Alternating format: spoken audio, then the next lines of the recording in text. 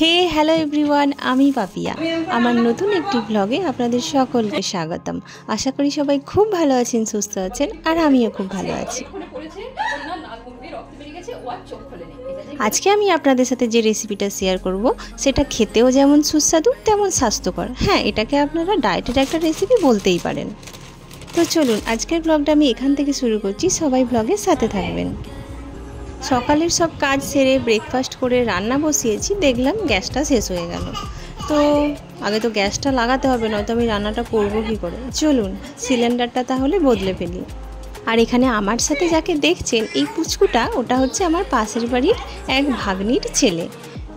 আমাদের বাড়িতে থাকতে না ও ভীষণ পছন্দ করে, আমাকে নাম ধরে ডাকে পিয়া। আর আমার ছেলের সাথে তো সবসময় খুনসুটি লেগেই আছে।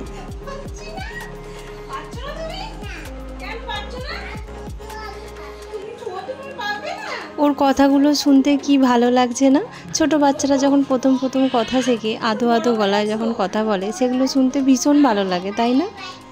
আর আমি বাড়িতে থাকলে ও অনেকটা টাইম আমার কাছেই থাকে। ওকে নিয়ে সময় কাটাতে আমাদের বেশ ভালো লাগে।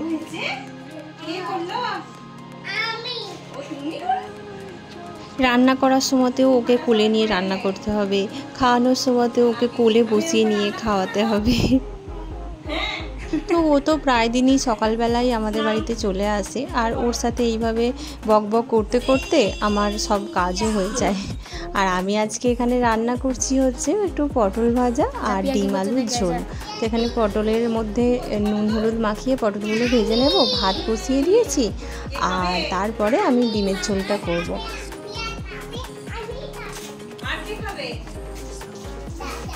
আর এই রান্নাগুলো হয়ে গেলে তারপরে আমি যেটা বানাবো সেটা হচ্ছে ব্রাউন রাইস দিয়ে ফ্রাইড রাইস।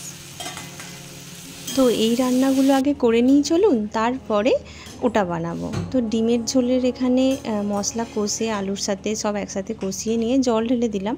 আর না, ফ্রিজে দেখলাম কয়েকটা কুলেখাড়া ছিল, তো ওগুলো আর কি করব, মানে এই গরমে সব কিছু তো নষ্ট হয়ে যাচ্ছে, ফ্রিজেও বেশি দিন থাকছে না।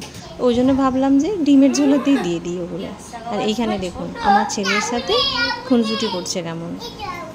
এদিকে আমার বাকি রান্নাগুলো তো হয়ে গেছে, এবার আমি ব্রাউন রাইসটা বানাবো।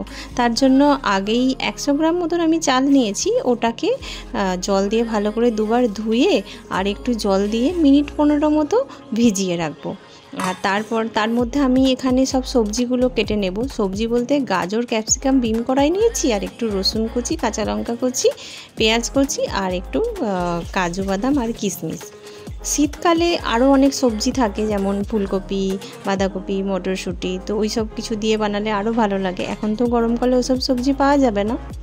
তো চালটা আমার 15 মিনিট মতো আমি ভিজিয়ে রেখেছিলাম। আর এখানে একটা জায়গাতে জলটা আগে ফুটিয়ে নিয়ে তার মধ্যে ওই চালটা দিয়ে দিলাম। দিয়ে চালটা ভালো মতো সিদ্ধ হয়ে যেতে আমি এখানে একটা ওই ঝাঁঝরিতে ঢেলে নিলাম, নিয়ে জলটা ঝরিয়ে নেব। তারপরে গিয়ে আমি বাকি সবজিগুলোকে ভাজবো।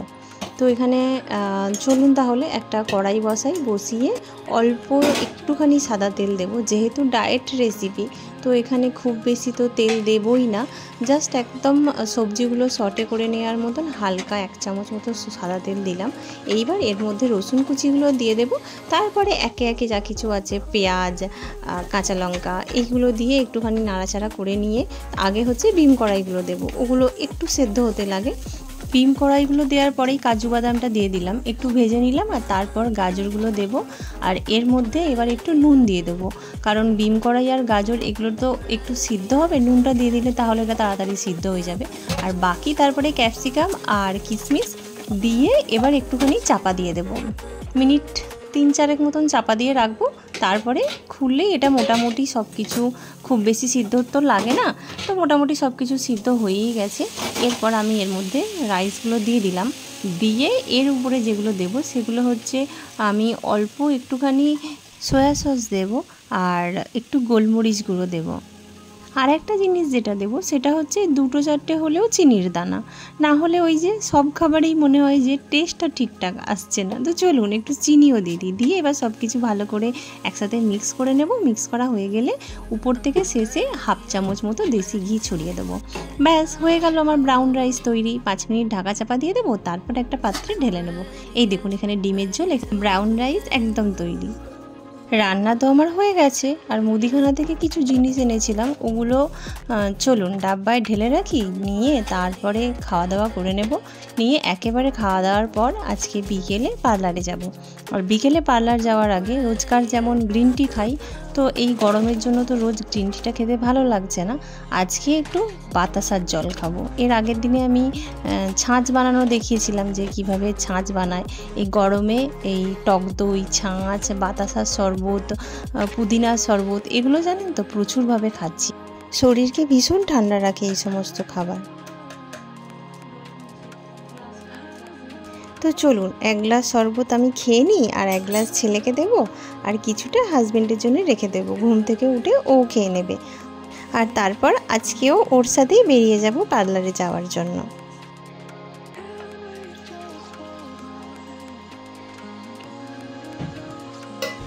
এই যে এখানে আমি পার্লারে চলে এসেছি, আর পার্লারের সামনের রাস্তাটা না খুঁড়ছে, মানে শুধু তো এখানে বলে না, সব জায়গাতেই দেখছি রাস্তা খুঁড়ছে। ওই পাইপ লাইনের জন্য নাকি কিসের জন্য জানি না, বড় অসুবিধা হচ্ছে গাড়ি নিয়ে যেতে।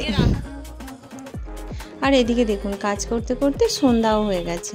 একজন পার্টি মেকআপ করতে আসার কথা আছে, তো ভাবলাম যে তার আগে সন্ধ্যেটা দিয়েই নিই। আর যতক্ষণ পার্লারে কেউ না থাকে ততক্ষণ একা একা এত বোর লাগে, তখন আর কি করব, শুধু খাই মনে হয়। মানে বিকেলে বাতাসার জল খেয়ে এসে সন্ধ্যাবেলায় আবার কে চা খায়। হ্যাঁ, মানে চা খাচ্ছি, চিপস খাচ্ছি, কোনো দিন কুরকুরে, কোনো দিন চুরমুর, কোনো দিন ডিম টোস্ট, মানে এইভাবে আর কি ডায়েট করব বলুন তো। মানে কাজ কিছু না থাকলে বড় বোর লাগে, তখন কি করব। তো যাই হোক, চিপস খেতে খেতে দেখলাম যে মহারানী এসে হাজির হয়েছে, তাও আবার অনেকটা দেরি করে। যদি একটু সকাল সকাল আসতো তাহলে তো আর আমাকে ওইসব উল্টোপাল্টা জিনিসগুলো খেতে হতো না। হ্যাঁ, কাজে ব্যস্ত থাকতাম, তখন আর খেতে ইচ্ছে হতো না। তো যাই হোক, কী আর করা যাবে। চলুন এইবার তাহলে গল্প করতে করতে কাজ শুরু করি।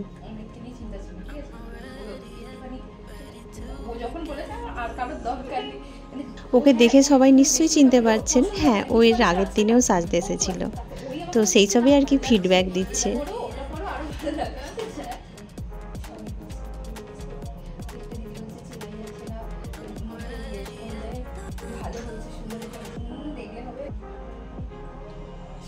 এই ব্যাকগ্রাউন্ড থেকে বলে দিয়েছে মাসিমার কাছে গেছিলিস না?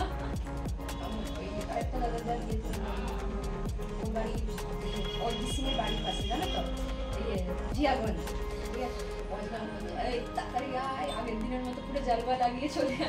কাজ করার পর যখন এরকম সুন্দর সুন্দর ফিডব্যাক পাই তখন ভীষণ ভালো লাগে জানেন তো। মানে কাজ করার এনার্জি, কাজ করার ইচ্ছে, এগুলো আরও বেড়ে যায়। আর ও জানেন তো সম্পর্কে আমার ভাগ্নি হয়, মানে আমাদের বাড়ির পাশেই আর কি ওদের বাড়ি। আমরা দুজন যেখানে যতটুকু টাইম একসাথে থাকি, আমাদের এত গল্প আর এত হাহাহি, পরে আমরাই ভাবি যে এত কিসের গল্প করছিলাম আর এত কিসের জন্যে হাহা করছিলাম। আমার রিং লাইটটা না খারাপ হয়ে গেছে, জ্বলছে না। তো ওর কাছে একটা আছে, ও এর আগের দিনেই আমাকে বলছিল যে আমার কাছে রয়েছে, আমাকে বলতে পারতে।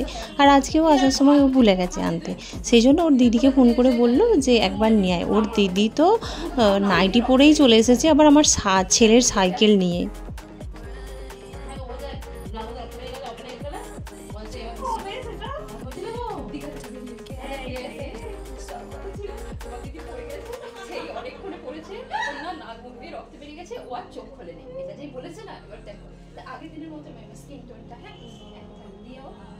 দেখেছেন কিরকম সব ভঙ্গিমা, এই যে আমরা একসাথে থাকলে আমরা শুধু এইসব করি।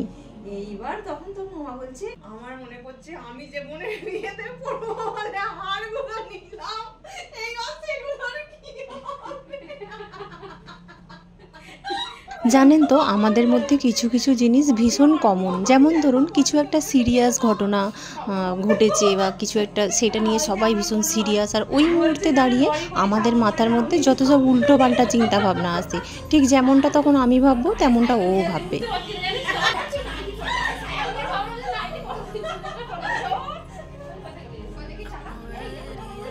এইখানে দেখুন, যেই শুনেছে ওর দিদি নাইটি পরেই সাইকেল চালিয়ে এসেছে, অমনি আমরা দুজনে এখানে বেরিয়ে এসেছি গেটের কাছে যে ও নাইটি পরে কীভাবে সাইকেল চালিয়ে যায় সেটা দেখবো বলে।